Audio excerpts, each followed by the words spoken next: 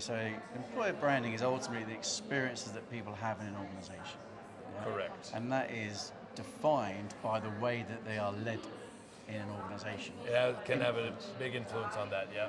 And when leadership and management leadership is difficult, Yeah. how do organisations make sure they get that right?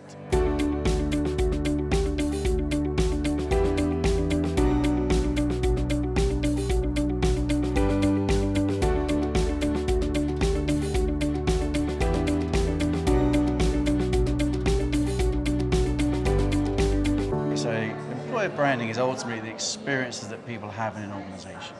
Yeah? Correct. And that is defined by the way that they are led in an organisation. It can have a big influence on that, yeah. And when leadership and management leadership is difficult, Yeah. how do organisations make sure they get that right to Oh, boy. then result in? That's a tough one. I'm not sure if you can get it right. The way I look at leadership development is it's always work in progress.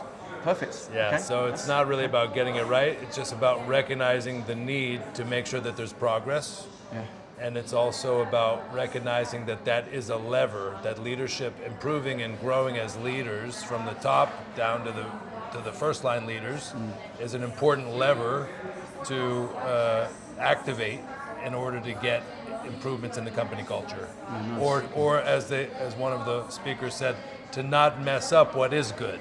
Yes. Which is in culture, I've seen that so often, that things are good for a brief time and then things get frittered away and it turns bad again for whatever reason. So leadership is one of these, leadership development is one of the key levers that we have to utilize to get culture to be better or to improve.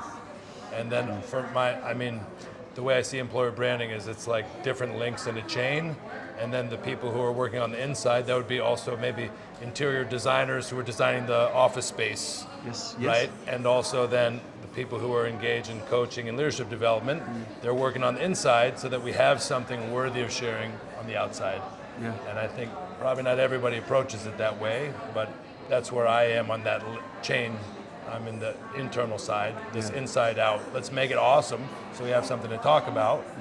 And then part of making it awesome is defining, like you said, where are our problems, where are our weaknesses, what are we not doing that we could be doing that would be beneficial for our people in terms of leadership, or what are we doing which is not beneficial or which is counterproductive that we could change and modify. Yeah, lovely.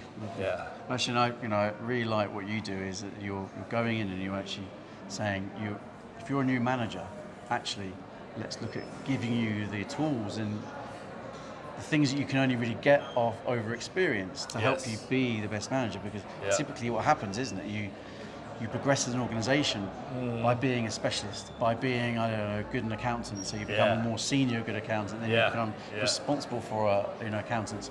Other professionals, of course, are used in this as well. But so I really like what you do in terms of like making sure that ultimately the future leaders of organisations are doing the best that they can in the right way. So then there is that inside out piece, which is organisations being led in the right way. And then the employer brand stuff just oozes out of the organisation just by the way people act and behave. Yeah, exactly. When people are in love with their jobs and feeling great, they feel respected, they feel recognized, they have challenging and stimulating work, they're well cast for their roles, and right, and then it just spills outward. But I guess, what I'm doing is not necessarily revolutionary, but a lot of companies, if you like Microsoft or Google or 3M, they have all of that internally, right? But then for SMEs and startups, so my companies I work with are, like 150 people or fewer, and they usually have nothing in place for leadership development because they didn't get around to it yet, right? And then my position is always, hey, give me any first-time leader, and I can probably guess, 5, 6, 7 problems that person's either has now or going to have soon. And that's the point. It doesn't take reinventing the wheel, and you don't have to be, Sherlock Holmes to figure out what the needs are. There's just a standard, let's say, toolbox or toolkit that you can really cut the learning curve for new leaders and help them get off to a strong start.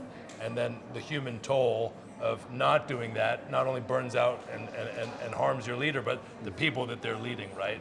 And so then it's kind of I can't necessarily say it's low-hanging fruit, but it's with a little bit of thought and effort and prioritizing the needs of first-time leaders, then you help it's a multiplier. You help a lot of other people, right? Because then not only they're not having bad experiences, but they might even have great experiences.